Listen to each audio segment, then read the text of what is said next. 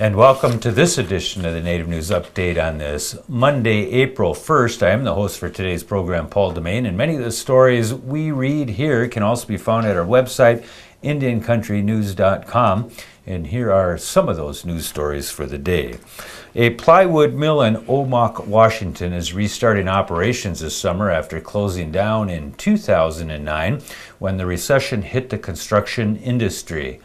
The Wenatchee World reports the Colville Indian Plywood and Veneer plant plans to hire 100 mill workers when it restarts. Eventually, about 200 workers will operate the mill, located in the north central Washington county of Okanagan. The company laid off about 230 workers in 2009. Wood Resources, a subsidiary of the Greenwich, Connecticut-based Atlas Holdings, has signed a 25-year lease with the Colville Tribe. The company has owned and operated Olympic Panel, a plywood mill in Shelton, Washington, for 10 years. Colville Tribal Chairman John Siros says the partnership with a private plywood manufacturer will enable the Colville Tribe to restart timber operations on tribally owned forest land. A lawyer who helped represent the Narragansett Tribe after state police raided a smoke shop a decade ago is suing the tribe over legal fees totaling more than $1.1 million. Boston lawyer Douglas J. Luckerman sued in Superior Court, arguing that the tribe had reneged on 2 contracts. He seeks compensation, interest, and legal fees. The tribe says the state lacks jurisdiction and that Luckerman failed to exhaust tribal court review. John F. Killoy, Jr., the tribe's lawyer, said the breach of contract allegation does not have merit and that the tribe has been making regular payments to Luckerman.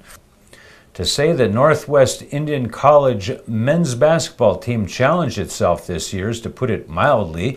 The Eagles' season was filled with games against much larger schools, including both NCAA Division I and Division II teams. The Eagles, who represent the only tribal college in Washington and Idaho states, took on those competitors with the hope that the games would prepare them for the Tribal College Basketball Competition of the Year, the American Indian Higher Education Consortium National Basketball Tournament. On March 17th, the Eagles' tough season paid off when, for the second consecutive year, the team claimed the AIHEC Championship title at the basketball tournament held in Cloquet, Minnesota. For their first game on March 14th, the Eagles played a fast-paced game against Oglala Lakota College, which they won 73-67. They won their other 2 games in their pool as well, beating Navajo Technical College 61-40 and tournament host Fond du Lac Tribal and Community College 61-57. For their final game, the Eagles were matched up with Oglala Lakota College, their first opponent in pool play. According to assistant coach Adam Lane, we had played Oglala Lakota College once and knew that it would be a hard-fought physical game. At the end of the championship game, the score was dead even, sending the game into overtime. The Eagles defeated Oglala Lakota College in overtime 111-107. An exhibit commemorating the Dakota-U.S. War of 1862 is heading to the Smithsonian Institute. The 12-panel exhibit shows a range of events beginning from when the Native Americans and settlers first met and culminating with their recent efforts toward reconciliation. The 6-week war took place in southern Minnesota and resulted in the hanging of 38 Dakota in Mankato. Commemorating controversy, the Dakota-U.S. War in 1862 was created by the Nicolay County Historical Society and students and faculty at the Gustavus Adolphus College. The idea for the exhibit grew out of a Gustavus class taught by Leonard and Professor Elizabeth Bayer. The final project was for students to create the content for the exhibit. The exhibit caught the eye of Kevin Gover, who's in charge of the Smithsonian National Museum of the American Indian in Washington, D.C. The artist Douglas K. Lamont of White Bear Lake, Minnesota, has been awarded a $22,000 folk and traditional arts grant from the Minnesota State Arts Board for the Bandolier Bag Project. The artist hopes to rekindle the art of traditional bandolier bag by constructing 2 bandolier bags, one made by himself and the other will be a community bandolier bag where the public is invited to bead on the bag. Lamon will create an original bandolier bag with traditional Ojibwe beadwork designs. The project will revitalize a part of the Native American culture knowledge that is endangered tradition by bringing family and community together to carry on the tradition of the bandolier bag. The bandolier bag originated amongst the Ojibwe, Menominee, Potawatomi, and Ho-Chunk in the upper Great Lakes region of the U.S. and Canada. It's a shoulder bag elaborately decorated with glass seed beads. The style, designs, and techniques of bandolier bags vary from nation to nation. However, similar designs, styles, and techniques exist. 2 exhibitions are scheduled in April and May of 2013, one at the Elders Lodge in St. Paul, Minnesota, and one at the 17th Osseo Area Schools Indian Education Day in Waseepee in Osseo, Minnesota.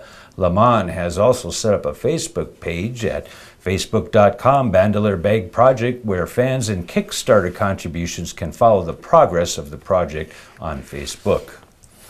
Oklahoma Attorney General Scott Pruitt has won a $47 million judgment against an upstate New York company for selling banned cigarettes. The Oklahoma County District Court released its judgment March 29th against Native Wholesale Supply. The case was originally filed by Pruitt's predecessor in 2008, alleging that the company was selling an illegal brand of cigarettes to Muskogee Creek Nation Wholesale. Cigarettes must be on an approved state list to be sold. Pruitt spokeswoman Diane Clay says the judgment amount is roughly equal to the amount the company profited off of the cigarette sales.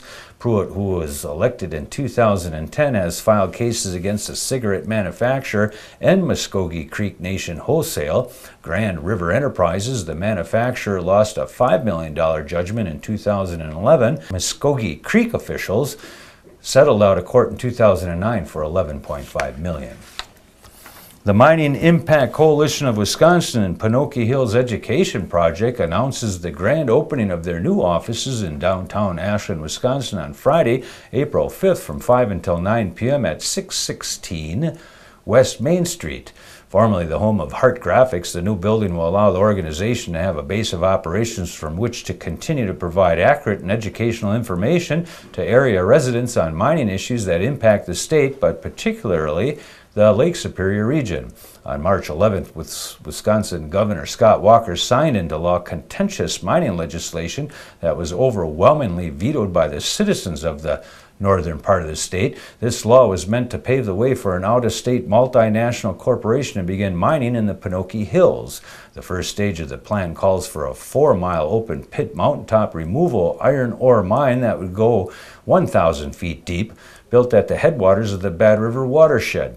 The bill's sponsor, Republican Senator Tom Tiffany of Hazelhurst, admitted after the bill passed the Senate that allows for the mining company to contaminate the water. And that's going to be another roundup of news from Indian Country on this edition of the Native News Update. We want to say thanks for joining with us and come back again soon.